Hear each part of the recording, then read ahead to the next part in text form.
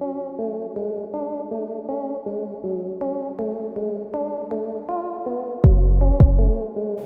what's up guys? Welcome to another video. This particular video is going to be on kind of a product review, first impression, and it's on a somewhat new digiscoping company called On Glass. I'm sure you guys, if you're watching this video, you already know about it and you're inquiring maybe some more information about it or a review. I haven't used it yet in the real world. We're a few weeks away from hunting season and I haven't had the chance to use it yet. Currently, for the last year and a half or so, I've been using the MagView, and honestly, it's a solid product, but it's very finicky to line up your phone perfectly before it latches on with the adapter. And I've had a ton of issues with it. Sometimes it works very smoothly, other times you're off just a little bit and the image looks all warped and weird, or it's not in the picture at all. So that's why I want to try something new. Obviously there's All-In and a bunch of other adapters out there, the OG phone scope. I know All-In kind of has honestly the market. They're the dominant company out there. They're also somewhat expensive, but this isn't cheap by any means, or the MagView. Although On Glass, I feel like it's more on the affordable side of things. So basically what I have here is the On Glass adapter kit. And I also purchased the cap, right? Because I don't know about you, I like to keep my glass pretty clean. So basically, when you buy the On Glass adapter, it's $120 right now. It comes with the spacer that is a particular fit for whatever type of optic you're going to put it on. I am using a Vortex Diamondback angled scope or spotting scope, and so that's what the spacer came sized for. And then also it also comes with the adapter, of course, itself. And then of course the piece that you glue onto your phone so it can latch onto the adapter. All right, first impression as I pulled it out of the box compared to the MagView seems like a more sturdy, you can tell that it's a molded plastic. Unlike the On Glass, it's very obvious that it's 3D printed. I'm not saying it's not as tough or as resistant to the elements. I'm just saying it just feels cheap, but it's crazy light. I mean, the only thing that has some weight to it is the adapter, and that's because of the magnets, and then the cover also because it has a built-in magnet. Okay, so I'm not docking it for that. I'm just saying first feel impression, it just feels a little weird. And I could be wrong. Maybe it's not 3D printed, but that's at least kind of what I'm thinking. The other thing that it comes with, of course, is this little card here, and it has two little holes, and then a bigger hole here. Basically, depending on which phone you have, it tells you in the instructions which of these holes you have to align with a particular camera lens on your phone, depending which phone you have. And then once you align whatever hole is for your phone, once you align it, then you have to put this adapter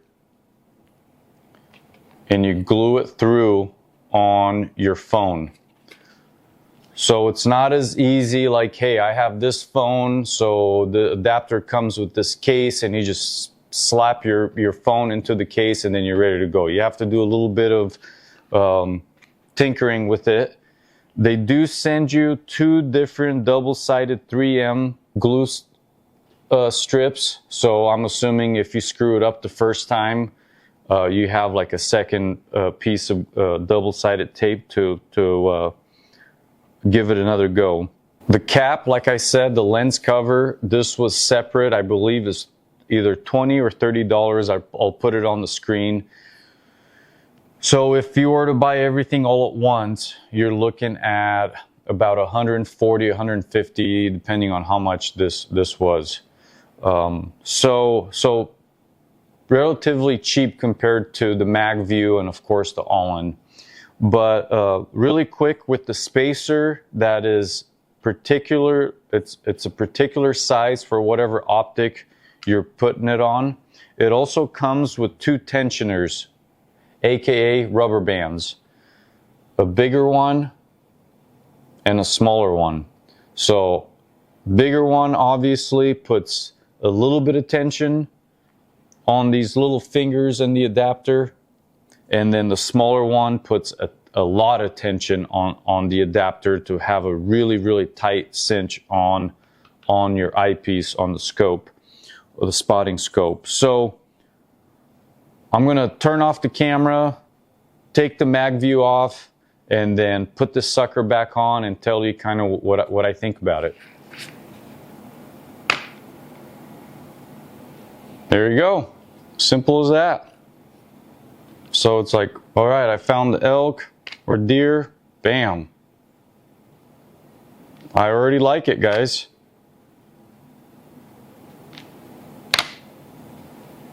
Yeah. All right, so next step is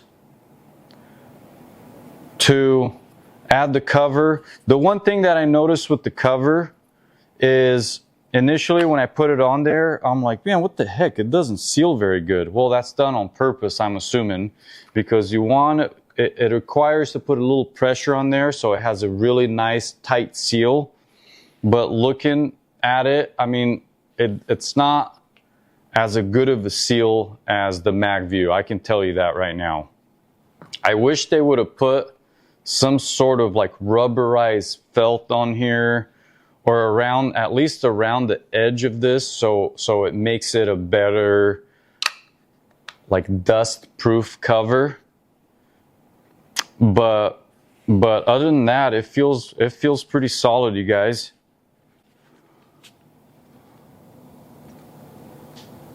It's not super bulky. I mean, it's a little bit bulkier than the MagView.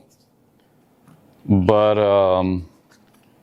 yeah, I like it. Basically what I need to do now is test it out when I'm out hunting and see how well it does.